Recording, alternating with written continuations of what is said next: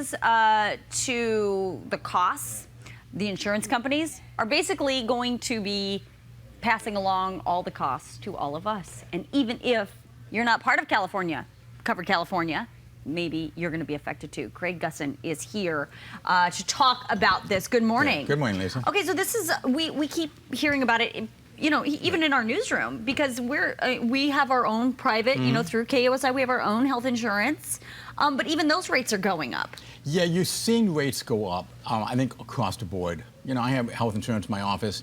I'm seeing rates go up. What we end up doing is sitting down with our clients and going through all the options, start looking at other plans on the group end. On the individual end, you know, I always recommend sit down with a health insurance agent. Right. And go through all your different options. What doctor do you like to use? What hospital network do you like to use? And find a plan that meets your needs. So if your rates are going up, you know, we're hearing rumors of rates going up 8%. But we don't know. 8%? Yeah, we don't know what they're going to be for another probably 60 days. Okay. But if your rates go up hypothetically 8, 10, 12%, sit down with your agent, look at the different options, look at what networks your doctor's in, what hospitals you'd like to use, and see if you can find another plan that can cover that. A little cheaper plan. Much, okay. Yeah. Before we get to what we can do to try and mitigate this cost, let's talk about why this is happening. Does this have anything to do with the fact that Covered California is not generating the kind of money the insurance companies originally thought, and so they're having to jack up prices to meet the expectation? Or what's happening? The rates come from the insurance companies. Right. So the insurance companies right now, the only claims history they have is 2014 claims. They have not seen all of 15 yet, so they have no idea if 2015 claims were good or bad. So what were 14? Good or 14. bad? No, I know. What were they in 14? Good or bad? You know, that is something that we don't really hear. They won't disclose. But 2014 was the first year, and you probably had a lot of people who never used health insurance or had it now using it. I'm assuming 15 probably in 16 are going to have better rates, but insurance companies, they have to look at that and say, you know, how much can we charge to also stay in business and not lose a lot? So they have that number they got to hit, and they can only keep, you know, about 15% of the money that they bring in, they can keep to pay all expenses. Everything else has to go in medical care. I find it very difficult to feel sorry for these big insurance companies, Craig. I'm sorry about that. But I understand that.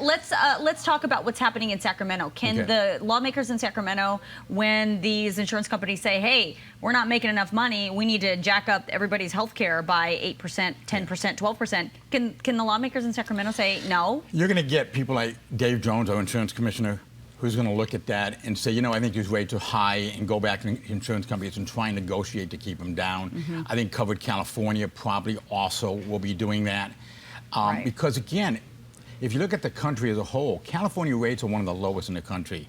And that's a good thing for us. Well, that's because we're not part of the federal plan. We're on our own plan. And we've always been one of the top 8 to 10 lowest cost plans as long as I've been in the business. So we've always had good rates, good networks, and part of the reason is competition. For individual, we have 6 insurance companies to compete. In California. Just in San Diego. Well, in San Diego. Okay, so let's help the people at home. What can they? Okay, so let's just you know, wrap our heads around the idea that rates are going to go up. What can they do? First of all, your rates won't go up till January 1st. So nobody should freak out about 17. What's going to happen next week. What you have is going to stay. We're probably going to see rates come out August, September. I'm hoping not October. Because if rates don't come out until October, that tells me that the rates are going to be a lot higher than we're expecting. But when rates come out, your agent's going to probably give you a call or send you a letter or send you an email saying, hey, we know your plan is going up. We have some options for you. That's why it's really important to work with an agent. It costs nothing to use an agent. The San Diego Association of Health Underwriters, all these agents really stay on top of everything. So it's important to work with them. That's what we're going to do with all our clients and say, look, Lisa, I know your rates went up 12%, but we found a plan where your doctor's in the network and the hospital's in, and maybe rates will go up 3 or 4%. But let's change your plan. And also, what are your needs? You may have said to me a year ago, hey, I'm having a baby, I need a great coverage. And now you're going. And now you're not. You're not, so we can adjust it either way. All right. Well, Craig, thank you so much for coming in. Good to see you. Good to see you. All right, it is